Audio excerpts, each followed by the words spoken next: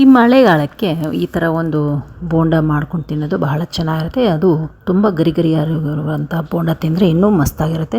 ನೀವು ಮಾಡ್ಕೊಳ್ಳಿ. ಇದಕ್ಕೆ ಬೇಕಾಗಿರೋ ಇಂಗ್ರೀಡಿಯೆಂಟ್ಸು ಈರುಳ್ಳಿ ಒಂದು 6 ತೊಗೊಂಡಿದ್ದೀನಿ, ಸಣ್ಣಗೆ ಹೆಚ್ಕೊಂಡಿದ್ದೀನಿ. ಅದನ್ನು ಈ ಥರ ಒಂದು ಅಗಲವಾದ ಪಾತ್ರೆಗೆ ತೆಗೆದು ಹಾಕ್ಕೊಳ್ತಾ ಇದ್ದೀನಿ, ಸಣ್ಣಗೆ ಹೆಚ್ಚಿದ್ದೀನಿ. ಮತ್ತು ಇದಕ್ಕೆ ನಾನು ಕೊತ್ತಂಬರಿ ಸೊಪ್ಪು, ಸಬ್ಬಾಕ್ಷಿ, ಖಾರಕ್ಕೆ ಹಸಿಮೆಣ್ಸಿನ್ಕಾಯಿ ಚೆನ್ನಾಗಿ ತೊಟ್ಟೆಲ್ಲ ಬಿಡಿಸ್ಕೊಂಡು ತೊಳ್ಕೊಂಡು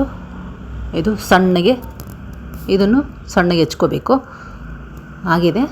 ಕೆಂಪು ಮೆಣಸಿನ್ಕಾಯಿನೂ ಹಾಕೋಬೋದು, ಚೆನ್ನಾಗಿರುತ್ತೆ, ತೊಂದರೆ ಇಲ್ಲ. ನಿಮಗೆ ಖಾರಕ್ಕೆ ಎಷ್ಟು ಹಸಿಮೆಣ್ಸಿನ್ಕಾಯಿ ಬೇಕೋ ಅಷ್ಟು ಹಾಕ್ಕೊಳ್ಳಿ. ಇಲ್ಲದಿದ್ದರೆ ಖಾರದ ಪುಡಿನೂ ಸೇರಿಸ್ಕೋಬೋದು, ತುಂಬಾ ಚೆನ್ನಾಗಿರುತ್ತೆ. ಈ ಥರ ಒಂದು ಗರಿ ಆದಂಥ ಒಂದು ಬೋಂಡ ಮಾಡ್ಕೊಂಡು ತಿನ್ನಬೇಕಂದ್ರೆ ಈ ಚಳಿಗಾಲ ಇಲ್ಲ ಮಳೆಗಾಲಕ್ಕೆ ತುಂಬಾ ಚೆನ್ನಾಗಿರುತ್ತೆ. ಮತ್ತು ತುಂಬ ಇಷ್ಟ ಆಗುತ್ತೆ. ಸಾಯಂಕಾಲಕ್ಕೆ ಸ್ನ್ಯಾಕ್ಸ್ ಆಗಿ ಎಲ್ಲ ನೆಂಚ್ಕೊಂಡು ತಿನ್ನೋಕ್ಕೆ ತುಂಬ ರುಚಿಯಾಗಿರುತ್ತೆ. ಮತ್ತು ಈ ಥರ ಒಂದು ಸಿಂಪಲಾಗಿ ಈಸಿಯಾಗಿ ಮಾಡ್ಕೊಳ್ಳೋದು ಒಂದು ಅರ್ಧ ಗಂಟೆಯಲ್ಲಿ ರುಚಿಯಾದ ಒಂದು ಬೋಂಡಗಳು ಮಾಡಿಕೊಂಡು ತಿನ್ಬೋದು. ಈ ಥರ ಒಂದು ರೆಸಿಪಿ ಮಾಡ್ಕೊಳ್ಳಿ. ಎಲ್ಲ ಹಸಿಮೆಣ್ಸಿನ್ಕಾಯಿ ನಾನು ಹೆಚ್ಕೊಂಡಾಗಿದೆ. ಇದೆಲ್ಲ ಸಬ್ಬಕ್ಕಿ ಸೊಪ್ಪು ಅದನ್ನು ತೊಗೊಂಡಿದ್ದೀನಿ. ಸೊ ಅದು ಒಂದು ಅರ್ಧ ಕಟ್ಟು ತೊಗೊಂಡು ಎಲೆ ಎಲ್ಲ ಕ್ಲೀನಾಗಿ ಬಿಡಿಸ್ಕೊಂಡು ಅದನ್ನು ತೊಳ್ಕೊಂಡು, ಸಬ್ಬಕ್ಕಿ ಸೊಪ್ಪು ಹಾಕೋದ್ರಿಂದ ಒಳ್ಳೆ ಪರಿಮಳ ಇರುತ್ತೆ ಮತ್ತು ಉದ್ರುದ್ರಾಗಿರುತ್ತೆ, ರುಚಿನೂ ಇರುತ್ತೆ ಮತ್ತು ಆರೋಗ್ಯಕ್ಕೇನೂ ಒಳ್ಳೆಯದು ಅಂತ ಹೇಳಿ ಈ ಸಬ್ಬಕ್ಕಿ ಸೊಪ್ಪನ್ನು ಹಾಕ್ಕೊಳ್ತಾ ಇದ್ದೀನಿ. ಬೇಕಾದರೆ ಒಂದು ಕಟ್ಟೂ ಸೇರಿಸ್ಕೋಬೋದು, ಹೆಚ್ಚಾಗಿ ಹಾಕಿದ್ರೂ ತೊಂದರೆ ಇಲ್ಲ, ಹಾಕ್ಬೋದು, ಚೆನ್ನಾಗಿರುತ್ತೆ. ಬೋಂಡ ಮಿಕ್ಸು ಹೇಗೆ ಮಾಡೋದಂತ ನೋಡೋಣ. ಈಗ ಮಾಡೋಣ. ಕಡಲೆ ಹಿಟ್ಟು ಅರ್ಧ kg, ಚೆನ್ನಾಗಿರುವಂಥ ಪ್ಯೂರ್ ಆಗಿರುವಂಥ ಒಂದು ಕಡಲೆ ಹಿಟ್ಟು ತೊಗೋಬೇಕು. ಸೊ ಇದರಲ್ಲೂ ಬೆರಕೆ ಇರುತ್ತೆ, ಬೆರಕೆ ಇರೋದು ಗಟ್ಟಿಗಾಗಿ ಬರುತ್ತೆ. ಸೊ ಚೆನ್ನಾಗಿರೋ ಕಡಲೆ ಹಿಟ್ಟೆ ತೊಗೋಬೇಕು. ಕರಿಬೇವು ಸ್ವಲ್ಪ ಸೇರಿಸ್ಕೊಂಡೆ ಚೆನ್ನಾಗಿರುತ್ತೆ, ಒಳ್ಳೆಯ ವಾಸನೆ ಇರುತ್ತೆ. ಸಬ್ಬಕ್ಕಿ ಸೊಪ್ಪು ಸೇರಿಸ್ಕೊಳ್ತೀನಿ. ಇದರಲ್ಲಿ ಇನ್ನೊಂದು ಸ್ಪೆಷಲ್ ಏನಂತ ಹೇಳಿದ್ರೆ, ಗರಿ ಆಗಿ ಬರಬೇಕಾ ಅಂತ ಹೇಳಿದ್ರೆ ಈನೋನ ಸೇರಿಸ್ಕೊಳ್ತಾ ಇದ್ದೀನಿ. ಈನು ತುಂಬಾ ಇದು ಅಡುಗೆ ಮನೆಯಲ್ಲಿ ಬಳಸ್ಕೋಬೋದು. ಸೊ ಇದು ಗರಿಯಾಗಿ ಮಾಡೋಕ್ಕೆ ತುಂಬಾ ಸಹಾಯ ಆಗುತ್ತೆ. ಸೊ ಇದು ನಾನು 1 ಪ್ಯಾಕೆಟ್ ಏನೋ ತೊಗೊಂಡಿದ್ದೀನಿ, ಅದು ಪೂರ್ತಿಯಾಗಿ ಹಾಕ್ಕೊಂಡೆ. ತುಂಬಾ ಚೆನ್ನಾಗಿರುತ್ತೆ ಗರಿಯಾದಂತಹ ಒಂದು ಬೋಂಡ ಮಾಡೋದು. ಮತ್ತು ನಿಮಗೆ ಬೇಕಾದರೆ ನೀವು ಬೇಕಿಂಗ್ ಸೋಡಾನು ಹಾಕ್ಕೋಬೋದು, ಅಡುಗೆ ಸೋಡಾ ಇದೆಲ್ಲ ಅದು ಹಾಕ್ಕೋಬೋದು. ಉಪ್ಪು 1.5 ಟೀ ಸ್ಪೂನು ಹಾಕ್ಕೊಂಡೆ. ತುಂಬ ಚೆನ್ನಾಗಿರುತ್ತೆ, ಫ್ಲೇವರ್ ಆಗಿರುತ್ತೆ, ತುಂಬಾ ಕ್ರಿಸ್ಪಿ ಕ್ರಂಚಿಯಾಗಿರುತ್ತೆ, ತಿನ್ನೋಕ್ಕಂತೂ ಮತ್ತೆ ತಿನ್ನಬೇಕು ಅನಿಸುತ್ತೆ. ತುಂಬ ಗರಿಯಾಗಿರುತ್ತೆ ಮತ್ತು ರುಚಿ ಅಷ್ಟೇ ಚೆನ್ನಾಗಿರುತ್ತೆ. ಸಿಂಪಲ್ ಆ್ಯಂಡ್ ಈಸಿಯಾಗಿರುವಂಥ ಒಂದು ಬೋಂಡ ಈ ಥರ ಸ್ಟೈಲಲ್ಲಿ ಒಂದು ತಯಾರಿ ಮಾಡ್ಕೊಳ್ಳಿ, ಚೆನ್ನಾಗಿರುತ್ತೆ.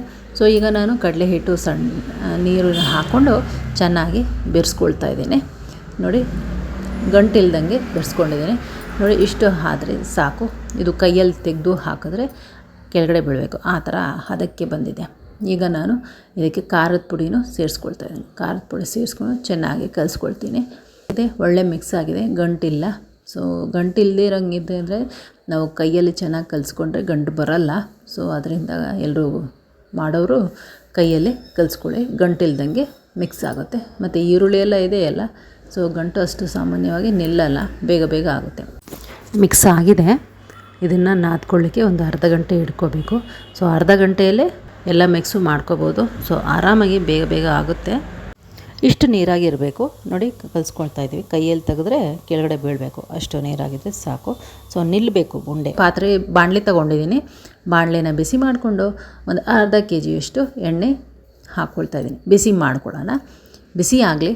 ಎಣ್ಣೆ ಬಿಸಿ ಆಗ್ತಾ ಇದ್ದಂಗೆ ಇಟ್ಟಿದ್ದೀವಲ್ಲ ಬೋಂಡ ಹಿಟ್ಟು, ಅದನ್ನು ಮುಚ್ಚಿಟ್ಟಿದ್ದೀನಿ. ಸೊ ತೆಗೆದು ಎಣ್ಣೆ ಬಿಸಿಯಾಗಿದ್ದ ತಕ್ಷಣವೇ ಒಂದೊಂದು ಚೂರಾಗಿ ತೆಗೆದು ಎಣ್ಣೆಗೆ ಬಿಡ್ತಾಯಿದ್ದೀನಿ. ಸೊ ಎಣ್ಣೆ ಕಾದ ನಂತರ ಮೀಡಿಯಮ್ ಫ್ಲೇಮಲ್ಲಿ ಸ್ಟವ್ ಇಡಬೇಕು. ಸ್ವಲ್ಪ ಹಿಟ್ಟು ಹಾಕ್ತಾ ಇದ್ದಂಗೆ ಮೇಲೆ ಉಬ್ಬೋಕ್ಕೆ ಶುರುವಾಗುತ್ತೆ ಮತ್ತು ಅದು ಎಣ್ಣೆನೂ ಚೆನ್ನಾಗಿ ಫ್ರೈ ಆಗೋಕ್ಕೆ ಶುರುವಾಗುತ್ತೆ. ಸೊ ಇವಾಗ ನಾವು ಹೈ ಫ್ಲೇಮ್ ಇಟ್ಟಾಗ ಮೇಲೆ ಎಲ್ಲ ಸೀದೋಗುತ್ತೆ, ಒಳಗಡೆ ಎಲ್ಲ ಹಾಗೆ ಹಸಿ ಹಿಟ್ಟಾಗಿರುತ್ತೆ. ಅದರಿಂದ ಮೀಡಿಯಮ್ ಫ್ಲೇಮ್ ಇಟ್ಕೊಂಡು ಎಣ್ಣೆಯಲ್ಲಿ ಸ್ವಲ್ಪ ಬಿಡ್ತಾ ಹೋಗಬೇಕು, ಫ್ರೈ ಆಗ್ತಾ ಹೋಗಬೇಕು. ಸೊ ತುಂಬ ಚೆನ್ನಾಗಿರುತ್ತೆ. ಸೊ ನಾನು ಮಾಡಿದ್ದೀನಿ, ನೀವು ಮಾಡ್ಕೊಳ್ಳಿ, ತಿನ್ನಿ. ಮಳೆಗಾಲಕ್ಕೆ ತುಂಬ ಮಸ್ತಾಗಿರುವಂತಹ ಒಂದು ಮಕ್ಕಳಿಗೆ ಇಷ್ಟವಾದಂತಹ ಒಂದು ಗರಿಯಾದಂಥ ತಿನಿಸು ಅಂತ ಹೇಳ್ಬೋದು. ಸೊ ಎಲ್ಲ ಮಾಡ್ಕೊಳ್ಳಿ. ಹಾಕಿದ ತಕ್ಷಣವೇ ಒಂದು 5 ನಿಮಿಷಕ್ಕೆಲ್ಲ ಆಗಿಬಿಡುತ್ತೆ. ಸೊ ನಾವು ನೋಡ್ಕೋಬೇಕು ಎಣ್ಣೆ ಎಷ್ಟು ಬಿಸಿ ಇದೆಯೋ ಅಷ್ಟು ಬಿಸಿ ತನಕ ನೋಡ್ಕೋಬೇಕು. ಜಾಸ್ತಿ ಬಿಸಿ ಆದರೆ ಎಣ್ಣೆ ಬಂದು ಸ್ಟವ್ ಸಿಮ್ಮಿಟ್ಟು ಮಾಡಬೇಕು, ಇಲ್ಲದೇ ಇದ್ದರೆ ಮೀಡಿಯಮ್ ಫ್ಲೇಮ್ ಇಟ್ಟು ಮಾಡ್ಬೋದು. ಸೊ ಚೆನ್ನಾಗಿ ಈ ಥರ ನೊರೆ ಬರಬೇಕು, ಆಗ ಆಗ್ತಾಯಿದೆ ಅಂತ ಅರ್ಥ. ನೊರೆ ಎಲ್ಲ ನಿಂತಾದಮೇಲೆ ಅದು ಆಗಿದೆ ಅಂತ. ಸೊ ಮತ್ತೆ ಇನ್ನೊಂದು ಕಡೆ ತಿರ್ಸ್ಕೋಬೇಕು. ನೋಡಿ ಈ ಥರ ಒಂದೊಂದಾಗಿ ತಿರ್ಸ್ಕೋಬೇಕು. ನೋಡಿ ಆಗಿದೆ, ಅದು ಕಂಪ್ಲೀಟಾಗಿ ಆಗಿದೆ. ಸೊ ಈಗ ನಾವು ಇದನ್ನೆಲ್ಲ ಒಂದು ಪ್ಲೇಟ್ಗೆ ತಗೊಂಡು ಸರ್ವ್ ಮಾಡ್ಕೊಳ್ಳಿಕ್ಕೆ ಇಟ್ಕೊಳ್ಳೋಣ. ಒಂದೊಂದಾಗಿ ತಗೊಳ್ಳೋಣ. ಇಲ್ಲ ನಿಮ್ಮ ಮನೇಲಿ ಜಲ್ರೆ ಇದೆ ಅಂತ ಹೇಳಿದ್ರೆ ಜಲ್ರೆಯಲ್ಲೂ ತೊಗೋಬೋದು, ತುಂಬ ಚೆನ್ನಾಗಿ ಆಗುತ್ತೆ. ನೊರೆ ನಿಂತಿದೆ ಅಂದರೆ ರೆಡಿ ಇದೆ ಅಂತ. ಸೊ ಇದನ್ನೆಲ್ಲ ತೆಗೆದು ಒಂದು ಪ್ಲೇಟ್ಗೆ ಇಟ್ಕೊಳ್ಳೋಣ. ಈ ಥರ ಒಂದು ರುಚಿಯಾದ ತಿಂಡಿಯನ್ನು ಮಾಡ್ಕೊಳ್ಳಿ. ಇದು ಕಲರು ತುಂಬಾ ಚೆನ್ನಾಗಿದೆ ನೋಡಿ, ಗೋಲ್ಡನ್ ಕಲರ್ ಬಂದಿದೆ. ಸೊ ಇದನ್ನೆಲ್ಲ ಎರಡೆರಡಾಗಿ ತೆಗೆದು ಪ್ಲೇಟ್ಗೆ ಹಾಕ್ಕೋಬೇಕು. ತುಂಬಾ ರುಚಿಯಾದಂತಹ ಗರಿಗರಿಯಾದಂತಹ ಒಂದು ರೆಸಿಪಿ ಮಾಡಿದ್ವಿ. ಇದುವರೆಗೂ ನಮ್ಮ ಚಾನಲ್ ಯಾರೆಲ್ಲ ಸಬ್ಸ್ಕ್ರೈಬ್ ಮಾಡ್ಕೊಂಡಿಲ್ಲ ಸಬ್ಸ್ಕ್ರೈಬ್ ಮಾಡ್ಕೊಳ್ಳಿ. ಈ ವಿಡಿಯೋ ಲೈಕ್ ಆದಲ್ಲಿ ಶೇರ್ ಮಾಡಿ, ಸಬ್ಸ್ಕ್ರೈಬ್ ಮಾಡಿ, ಲೈಕ್ ಮಾಡಿ, ಕಮೆಂಟ್ ಮಾಡಿ. Thank you so much.